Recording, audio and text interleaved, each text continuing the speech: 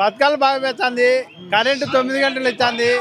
ఇంకా అమ్మఒడి పథకాలు ఎక్కువ పెట్టాడు. చంద్రబాబు ఏం చెప్పరా, ఊరికి చెప్తాడు అబద్ధాలు అంతే. కాబట్టి మళ్ళీ జగన్ రావాలని అందరూ అనుకుంటున్నారు. ఎందుకు జగన్మోహన్ రెడ్డి మీద ఇంత నమ్మకం పెట్టుకుంటున్నారు? జగన్ చెప్పిన మాట తప్పడని. నా మంచి మాట చెప్తే అంతా అబద్ధం. అది రాష్ట్ర వ్యాప్తంగా సొంత చెల్లెలే షర్మిల కాంగ్రెస్ లో జాయిన్ అయ్యి విడిగా తిరుగుతుంది కదా. షర్మిలను పీకింది కూడా చంద్రబాబు నాయుడే. ఈ మంచికి దెబ్బతీయాలని పీకినాడు అంతే. ఇప్పుడు చూస్తున్నట్లయితే చంద్రబాబు నాయుడు, పవన్ కళ్యాణ్, బీజేపీ వీళ్ళందరూ పొత్తు పెట్టుకుని వస్తున్నారు కదా, జగన్ ఓడిస్తానని.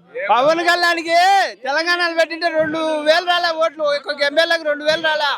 పోయినసారి ఇక్కడ గెలిచలే పవన్ కళ్యాణ్. ఒక్కడు గెలిచాడు వాడికి గుర్తుతో.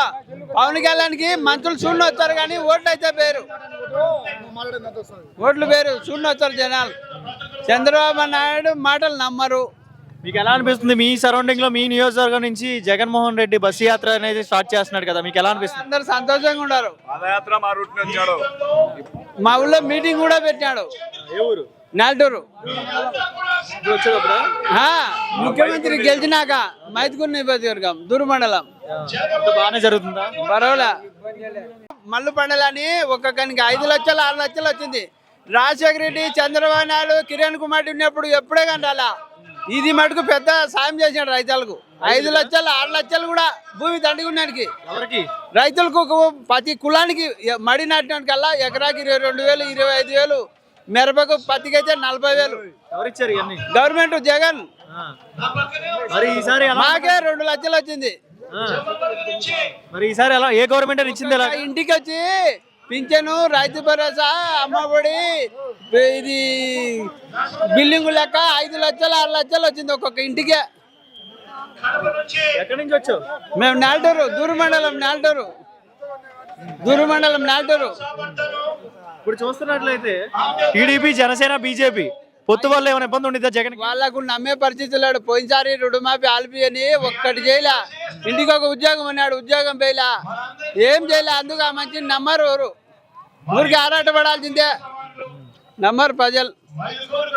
జగన్మోహన్ రెడ్డి ఈరోజు మేమంతా సిద్ధం సభ పెట్టారు కదా, మీకు ఎలా అనిపిస్తుంది? పొద్దుటూరు నియోజకవర్గంలో పొద్దుటూరు రాచమల్ల బాగా చేశాడని ప్రజలు అంటున్నారు.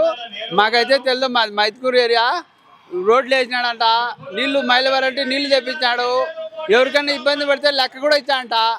ఒక మాదిగోళ్ళ చదువుకోను 52 లక్షల సంవత్సరానికి కడతాడంట. రాచమల్ల ఎమ్మెల్యే పోయిసారు. మీరు వేరే నియోజకవర్గంలో ఉన్న, ఈ నియోజకవర్గంలో ఉన్న ఎమ్మెల్యే గురించి కూడా చెప్తున్నారు, అంత బాగా చెప్తారంటే మేము అయిపోయి మీటింగ్ పెట్టినప్పుడు వచ్చాం, అది వింటాం. 6 సంవత్సరాలంట 52 లక్షలతో ఉచితంగా ఒక్కొక్క సతవేళకు ఒక ట్రాక్టర్ ఉచితంగా ఇచ్చినాడు, సొంత లెక్క పెట్టి. రాచమల్ల